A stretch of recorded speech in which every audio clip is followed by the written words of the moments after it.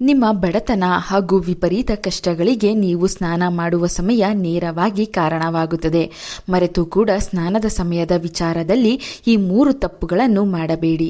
ಯಾವ ಸಮಯದಲ್ಲಿ ಸ್ನಾನ ಮಾಡಿದರೆ ಹಣ, ಐಶ್ವರ್ಯ, ಅದೃಷ್ಟ ಸಿಗುತ್ತದೆಂದು ಈಗ ತಿಳಿಯೋಣ. ಸಾಮಾನ್ಯವಾಗಿ ಸೂರ್ಯ ಉದಯಿಸುವ ಮುನ್ನವೇ ಎದ್ದು ಸ್ನಾನ ಮಾಡಬೇಕೆಂದು ಪ್ರತಿಯೊಬ್ಬರಿಗೂ ಗೊತ್ತಿರುತ್ತದೆ. ಆದರೆ ನಮ್ಮ ಹಿಂದೂ ಶಾಸ್ತ್ರದಲ್ಲಿ 4 ವಿಧವಾದ ಸ್ನಾನದ ಸಮಯವನ್ನು ತಿಳಿಸಿಕೊಟ್ಟಿದ್ದಾರೆ. ನಮ್ಮ ಪೂರ್ವಿಕರಿಗಷ್ಟೇ ಈ ಸಮಯದ ಬಗ್ಗೆ ಅರಿವು ಇರುತ್ತದೆ. 4 ವಿಧವಾದ ಸ್ನಾನದ ಸಮಯಗಳನ್ನು ದೇವತಾ ಸ್ನಾನ, ಋಷಿ ಸ್ನಾನ, ಮಾನವ ಸ್ನಾನ, ರಾಕ್ಷಸ ಸ್ನಾನ ಎಂದು ಕರೆಯಲಾಗುತ್ತದೆ. ಬೆಳಿಗ್ಗೆ 7ರ ನಂತರ 8 ಅಥವಾ 10 ಗಂಟೆಯ ನಂತರ ಸ್ನಾನ ಮಾಡುವವರಿಗೆ ಯಾವಾಗಲೂ ಕೋಪ ಹೆಚ್ಚಾಗಿರುತ್ತದೆ. ಅವರ ದೇಹದಲ್ಲಿ ರಾಕ್ಷಸ ತತ್ವ ತಾಂಡವ ಆಡುತ್ತದೆ. ತಡವಾಗಿ ಎದ್ದು ಸ್ನಾನ ಮಾಡುವವರಿಗೆ ಜೀವನದಲ್ಲಿ ಕಷ್ಟಗಳು ಸದಾ ಬೆನ್ನ ಹಿಂದೆಯೇ ಇರುತ್ತದೆ. ಇಂಥವರು ಯಾವುದೇ ಕೆಲಸಕ್ಕೆ ಕೈ ಹಾಕಿದರೂ 10 ಕೆಲಸದಲ್ಲಿ 8 ಕೆಲಸಗಳನ್ನು ನಷ್ಟದಿಂದಲೇ ನೋಡುತ್ತಾರೆ. ಅದೃಷ್ಟ ಅವರಿಗೆ ಯಾವಾಗಲೂ ಕೈ ಹಿಡಿಯುವುದಿಲ್ಲ. ಅದೃಷ್ಟ ಸಿಗಬೇಕು, ದೇವರ ಕೃಪೆ ಸದಾ ನಿಮ್ಮ ಮೇಲಿರಬೇಕು, ಸ್ನಾನದಿಂದ ಇಡೀ ದಿನ ಯಶಸ್ಸು ಸಿಗಬೇಕು ಎನ್ನುವುದಾದರೆ ಬೆಳಗಿನ ಜಾವ 3 ಗಂಟೆಯಿಂದ 4 ಗಂಟೆಯ ಒಳಗೆ ಸ್ನಾನ ಮಾಡಿದರೆ ಇದನ್ನು ಋಷಿ ಸ್ನಾನ ಎಂದು ಕರೆಯುತ್ತಾರೆ. ಏಕೆಂದರೆ ಈ ಸಮಯದಲ್ಲಿ ಋಷಿ ಮುನಿಗಳು ಸ್ನಾನ ಮಾಡುತ್ತಾರೆ. ಬ್ರಾಹ್ಮಿ ಮುಹೂರ್ತ ಎಂದು ಕರೆಯಲ್ಪಡುವ ಈ ಅದೃಷ್ಟದ ಸಮಯದಲ್ಲಿ ಸ್ನಾನ ಮಾಡಿದರೆ ಜೀವನದಲ್ಲಿ ನೀವು ಅಂದುಕೊಂಡಂತಹ ಕೆಲಸಗಳು ಜಯವನ್ನು ಕಾಣುತ್ತದೆ. ಋಷಿ ಮುನಿಗಳು ಸ್ನಾನ ಮಾಡುವ ಸಮಯ ನಮ್ಮಂತಹ ಸಾಮಾನ್ಯ ಮನುಷ್ಯರು ಸ್ನಾನ ಮಾಡಿದರೆ ಋಷಿ ಸ್ನಾನದ ಪುಣ್ಯ ಫಲ ಸಿಗುತ್ತದೆ. ಇನ್ನು ಬೆಳಗಿನ ಜಾವ 4 ಗಂಟೆಯಿಂದ 5 ಗಂಟೆಯ ಒಳಗೆ ಸ್ನಾನ ಮಾಡಿದರೆ ಇದನ್ನು ದೇವತಾ ಸ್ನಾನ ಎಂದು ಕರೆಯುತ್ತಾರೆ. ದೇವಾಲಯಗಳಲ್ಲಿ ವಿಗ್ರಹಗಳಿಗೆ ಅಭಿಷೇಕ ಮಾಡುವ ಸಮಯ ಇದಾಗಿದ್ದು ದೇವಾನುದೇವತೆಗಳು ಈ ಸಮಯದಲ್ಲಿ ಸ್ನಾನ ಮಾಡುತ್ತಾರೆಂಬ ನಂಬಿಕೆ ಇದೆ. ದೇವತಾ ಸ್ನಾನದ ಸಮಯದಲ್ಲಿ ಸಾಮಾನ್ಯರು ಸ್ನಾನ ಮಾಡಿದರೆ ಜೀವನದಲ್ಲಿ ಎಷ್ಟೇ ಕಷ್ಟ ನಷ್ಟಗಳಿದ್ದರೂ ದೇವರ ಅನುಗ್ರಹ ಸದಾ ಜೊತೆಗಿರುತ್ತದೆ. ದೊಡ್ಡ ಅಲೆಗಳಂತೆ ಬರುವ ಕಷ್ಟಗಳಿಂದ ಪಾರಾಗಲು ದೇವರೇ ಇವರಿಗೆ ದಾರಿ ತೋರಿಸುತ್ತಾನೆ. ಅದೃಷ್ಟ, ಋಷಿ ಸ್ನಾನ ಹಾಗೂ ದೇವತಾ ಸ್ನಾನದ ಸಮಯದಲ್ಲಿ ಸ್ನಾನ ಮಾಡಲು ಇಂದಿನಿಂದಲೇ ಪ್ರಯತ್ನಿಸಿ. ಬೆಳಿಗ್ಗೆ 5 ಗಂಟೆಯಿಂದ 6 ಗಂಟೆಯ ಒಳಗೆ ಮಾಡುವ ಸ್ನಾನವನ್ನು ಮಾನವ ಸ್ನಾನ ಎಂದು ಕರೆಯುತ್ತಾರೆ. ಬೆಳಿಗ್ಗೆ 3 ಗಂಟೆ 4 ಗಂಟೆ ಸಮಯದಲ್ಲಿ ಎಚ್ಚರವಾಗಲು ಸಾಧ್ಯವಾಗದಿದ್ದವರು ಕನಿಷ್ಠ ಮನುಷ್ಯ ಸ್ನಾನ ಅಂದರೆ ಬೆಳಿಗ್ಗೆ 5 ಗಂಟೆಗೆ ಎದ್ದು ಸ್ನಾನವನ್ನು ಮಾಡಿಕೊಳ್ಳಬೇಕು.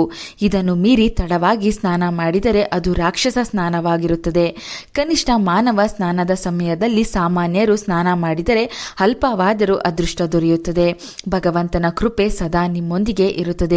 ಬೆಳಿಗ್ಗೆ 3 ಗಂಟೆಯಿಂದ 6 ಗಂಟೆಯ ಒಳಗಾಗಿ ಸ್ನಾನವನ್ನು ಪ್ರತಿಯೊಬ್ಬರೂ ಮುಗಿಸಿರಬೇಕು. 6 ಗಂಟೆಯ ನಂತರ ಯಾವುದೇ ಸಮಯದಲ್ಲಿ ನೀವು ಸ್ನಾನವನ್ನು ಮಾಡಿದರೆ ಅದು ರಾಕ್ಷಸ ಸ್ನಾನವಾಗಿರುತ್ತದೆ.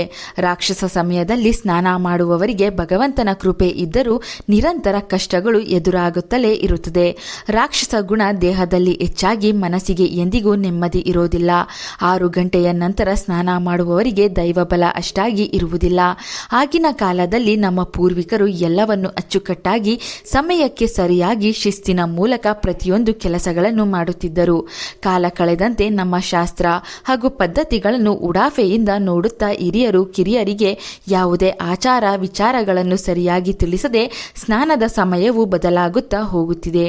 ಈ ವಿಡಿಯೋ ನೋಡಿದ ದಿನದಿಂದಾದರೂ ರಾತ್ರಿ ಪಾಳಿಗೆ ಕೆಲಸಕ್ಕೆ ಹೋಗುವವರನ್ನು ಹೊರತುಪಡಿಸಿ ಉಳಿದವರು ಬೆಳಗಿನ ಜಾವ 3 ಗಂಟೆಯಿಂದ 6 ಗಂಟೆಯ ಒಳಗಾಗಿ ಸ್ನಾನ ಮಾಡಲು ಪ್ರಯತ್ನಿಸಿ.